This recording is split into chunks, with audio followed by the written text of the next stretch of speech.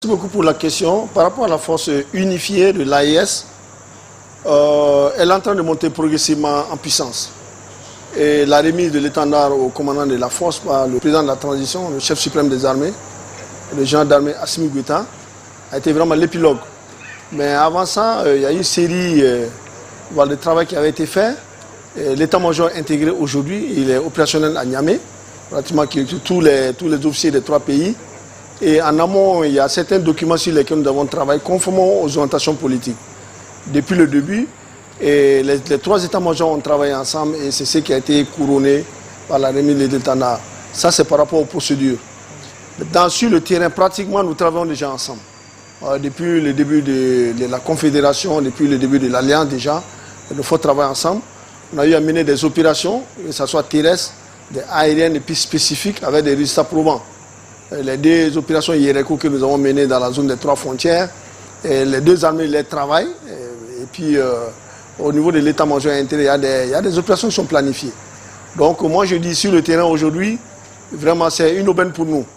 Parce que je l'ai dit, les zones frontalières, qui étaient une fois avant les paradis pour les terroristes, est devenue aujourd'hui un enfer. Et la coopération se passe très bien. En dehors même de tout ce qui est opération terrestre que nous faisons, le partage de renseignement est très très important. C'est ce qui nous permet vraiment de traquer tous ces terroristes-là. Aujourd'hui, on est vraiment à la pointe, à la recherche de ces terroristes pour que ces zones frontalières-là puissent être vraiment un enfer pour ces terroristes. Les bataillons déjà ont été inspectés par l'état-major intégré qui est passé dans les 3 pays et l'arrivée du commandant de la force au niveau de son PC va redynamiser davantage tout ce que nous avons prévu.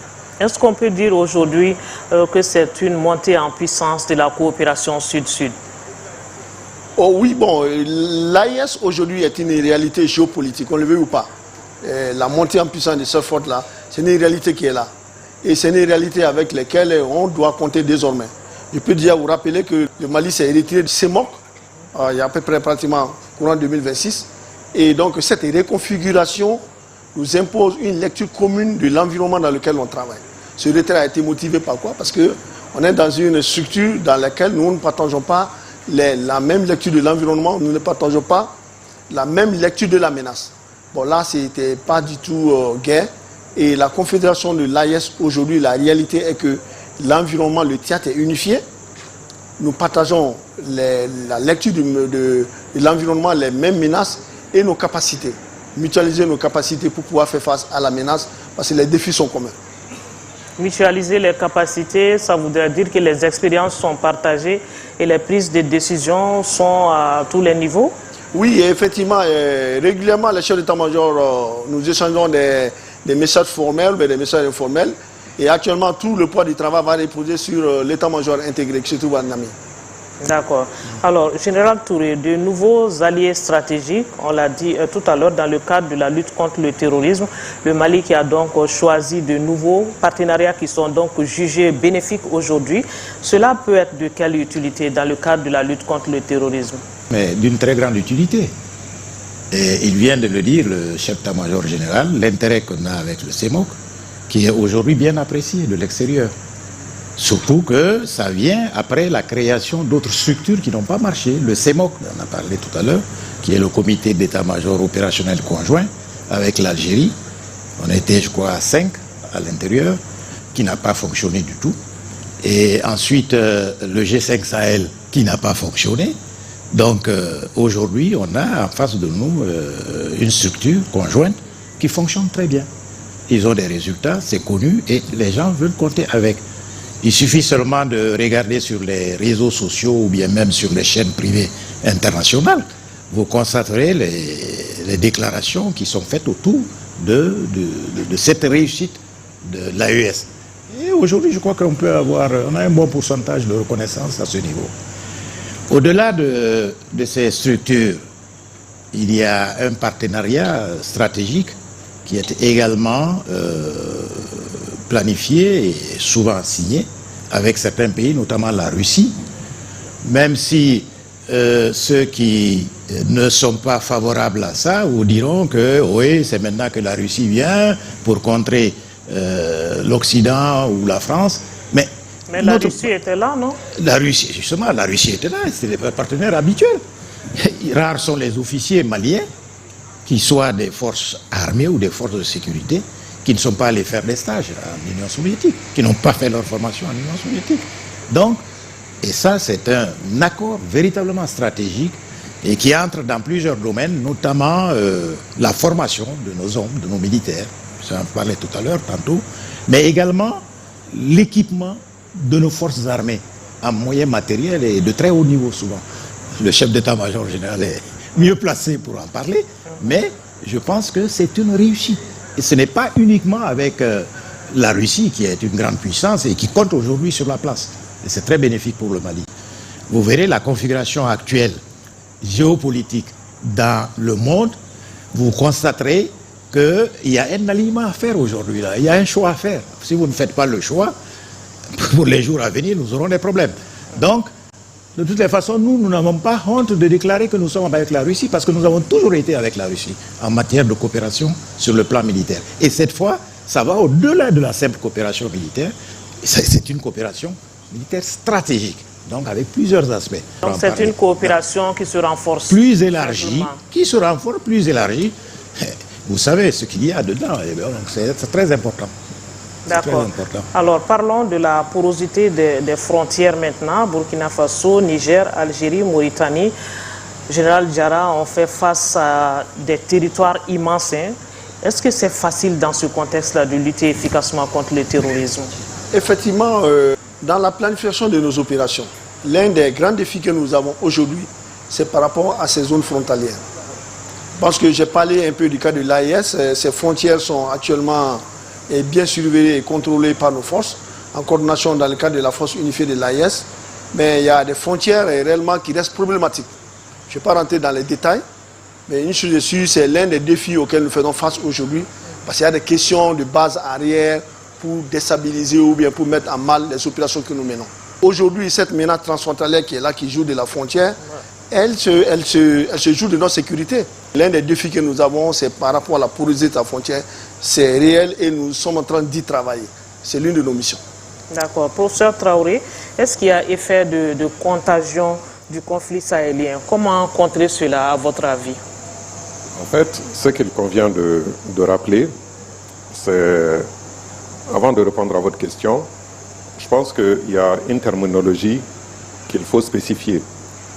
La sémantique, elle est très importante. En fait, on parle de force unifiée. On ne parle pas de force conjointe, on parle de force unifiée.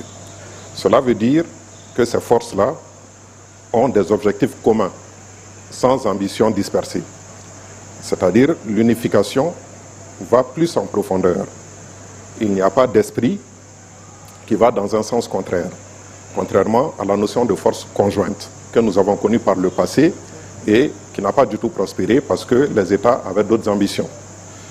Donc, au-delà de ça, il y a autre chose à rappeler, c'est que historiquement, le Mali appartenait au mouvement des non-alignés. C'est-à-dire, nous partons du principe au Mali que nous sommes amis avec l'ensemble des États de ce monde. En réalité, parce que nous avons une approche saine des relations internationales, nous avons une approche pacifiste, justement, de ces relations internationales. Pendant des années, nous n'avons jamais cherché la guerre, nous avons cherché à nous défendre. Un ancien président, paix à son âme, le général Amadou Toumani Touré, disait que cette guerre nous a été imposée. Et c'est une réalité. Donc à partir de ce moment-là, ces derniers temps, nous avons simplement mis en place des principes qui doivent être respectés par les partenaires. Cela a été rappelé par ceux qui sont beaucoup plus qualifiés que moi, les relations avec l'URSS devenue la Russie. Mais moi, je renvoie souvent les uns et les autres à aller simplement voir la dimension de l'ambassade de la Russie actuelle au Mali, qui en dit long justement sur la qualité de cette relation. Et l'effet de contagion. Effectivement, ceci étant dit, vous savez, le Sahel central, composé du Mali, du Burkina Faso et du Niger, est une zone très stratégique.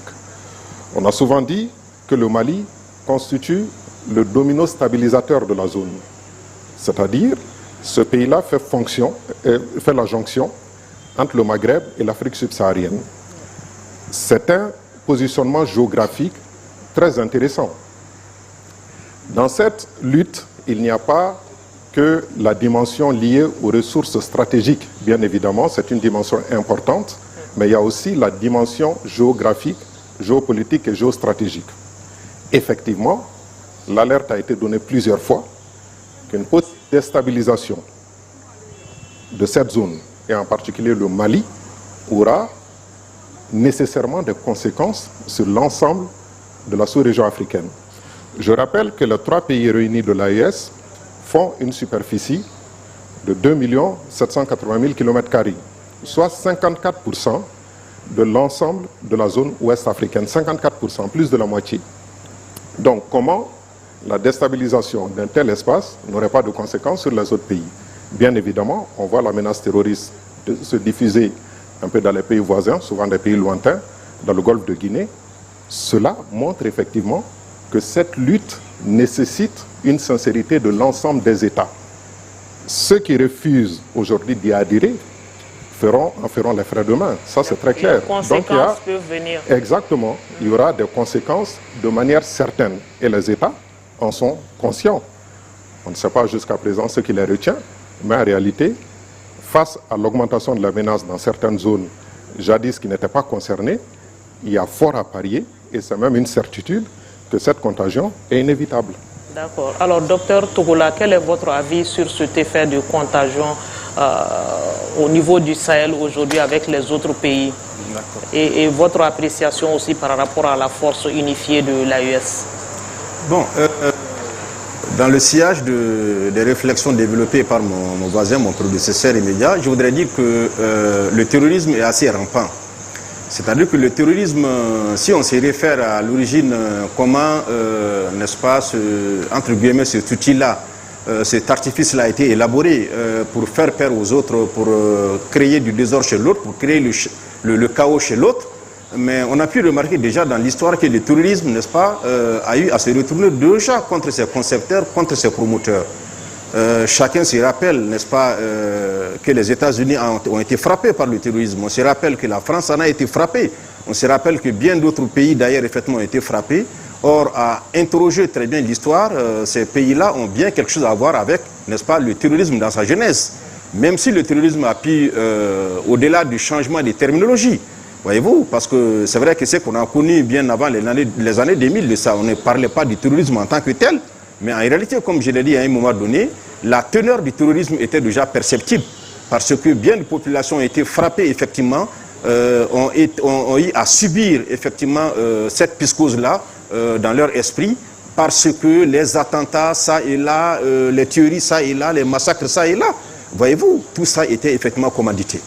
Donc, l'histoire a déjà montré que le terrorisme se développe, que le terrorisme, n'est-ce pas, est si rampant qui va dans tous les sens, que le terrorisme peut bien se retourner contre ceux, effectivement, qui l'ont conçu et qui l'ont, effectivement, utilisé contre les autres.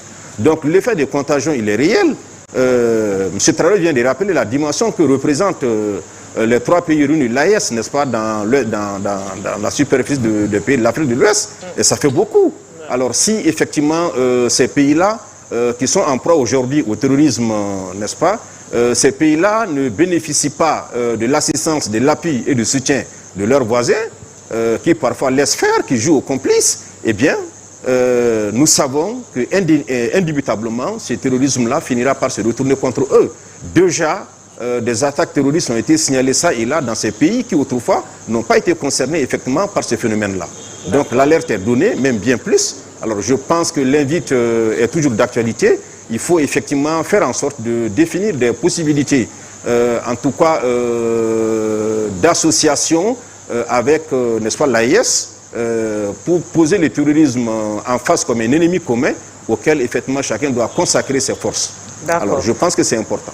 C'est très important. Alors nous abordons à présent le deuxième axe de ce débat intitulé « Les forces armées maliennes face aux enjeux de stabilisation nationale » avec un accent sur le rôle des FAMA dans la reconquête de l'intégrité territoriale. Général Diarra, quelles sont les opérations de sécurisation du centre et du nord? Merci beaucoup, madame, pour la question. Donc, je pense que courant 2025, il y a déjà eu une transformation majeure dans la conduite des opérations. Il y a l'opération Dougoloko qui a été validée par le niveau politique, sur lequel nous avons déjà élaboré le concept stratégique, le concept opératif est aussi disponible. Et nous travaillons actuellement sur les objectifs militaires à atteindre d'ici 2030, sur les 5 ans qui viennent déjà. Et déjà, quand on voit pratiquement les différents phasages, actuellement, même avec Maliko déjà, nous faisons des opérations de coercition.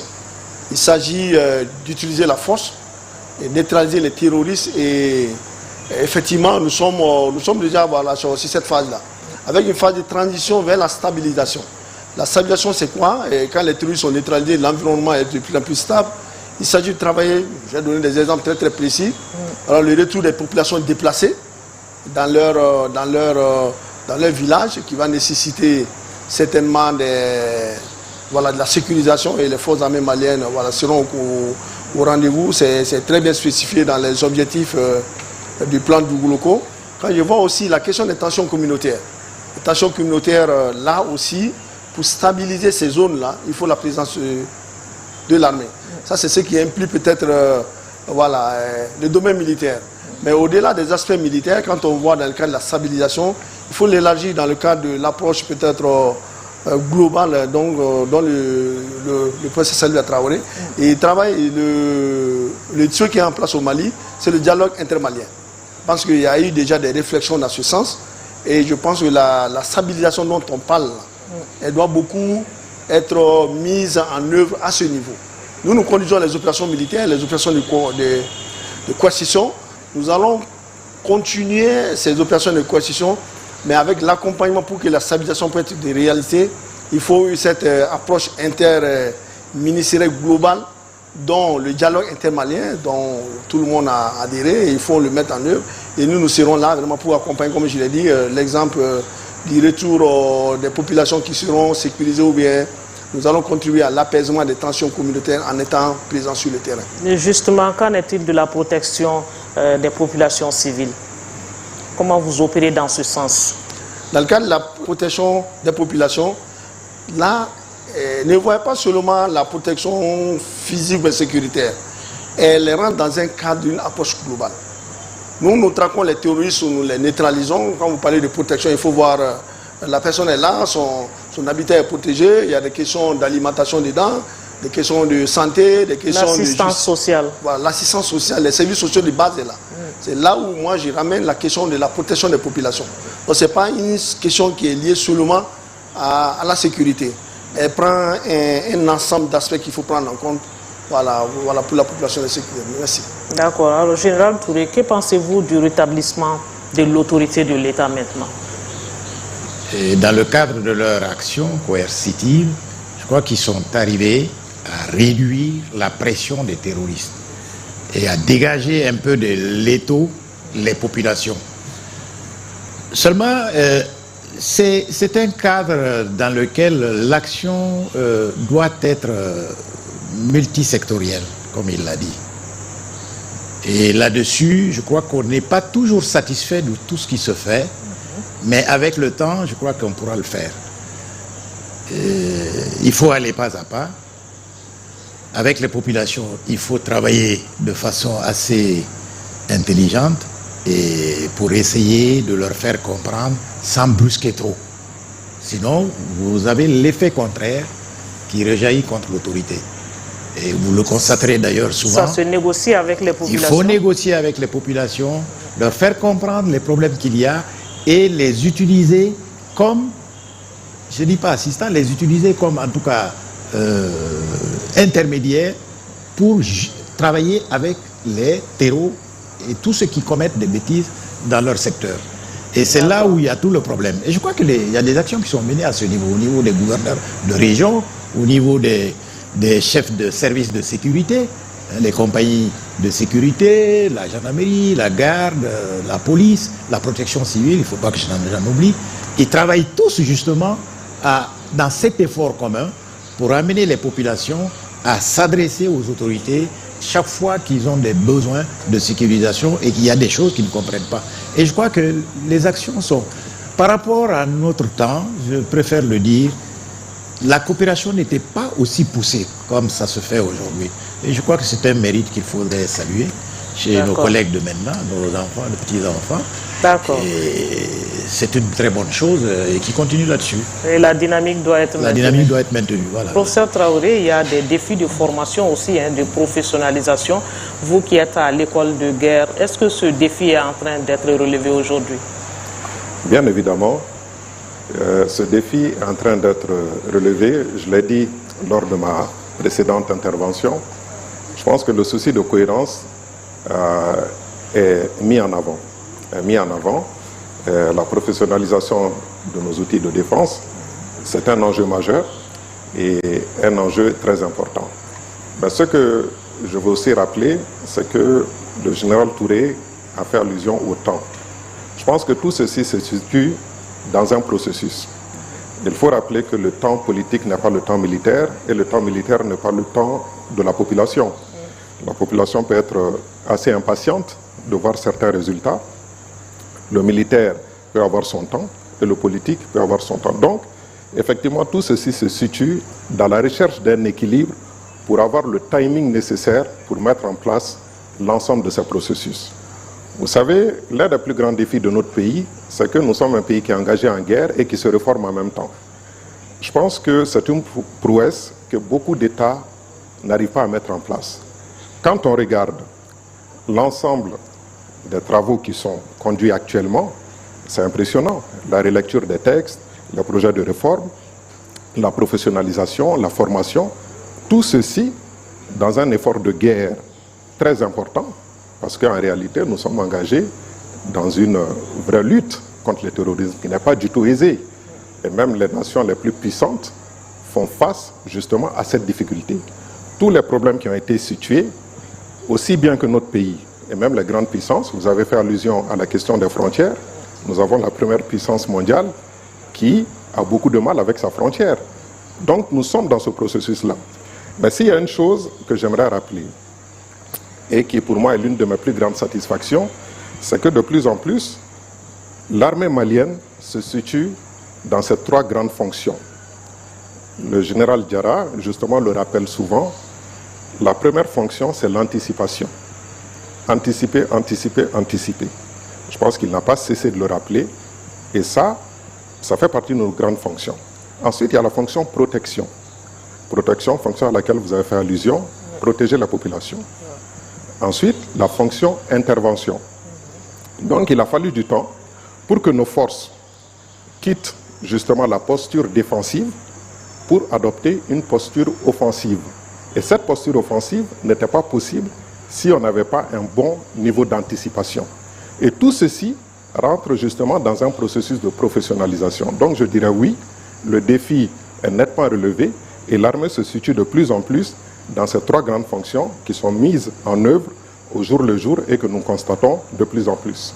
D'accord. Alors, docteur Togola, la relation population-armée, elle est très importante aussi. C'est vrai qu'on avait commencé à déjà parler de cela, mais la répétition est pédagogique, comme on le dit. Dites-nous comment cette complicité peut être créée entre l'armée et sa population pour que les opérations puissent réussir. Alors, je voudrais juste dire que cette complicité-là est nécessaire, voire indispensable, à la réussite effectivement des opérations militaires. Une armée, j'espère que c'est le cas, n'est-ce pas, de la nôtre, doit être fondamentalement le creuset d'une nation. Quand vous regardez le Mali c'est une diversité de communautés, une diversité de cultures. Mais à l'analyse, l'armée malienne reflète effectivement l'ensemble des composantes socio-culturelles, l'ensemble des composantes, n'est-ce pas, en termes de communauté, alors, n'est-ce pas, du Mali. Donc, il s'agit véritablement d'une armée assez représentative de la nation malienne. Je pense que c'est une dynamique qui date de très longtemps et qu'il convient, n'est-ce pas, de toujours renforcer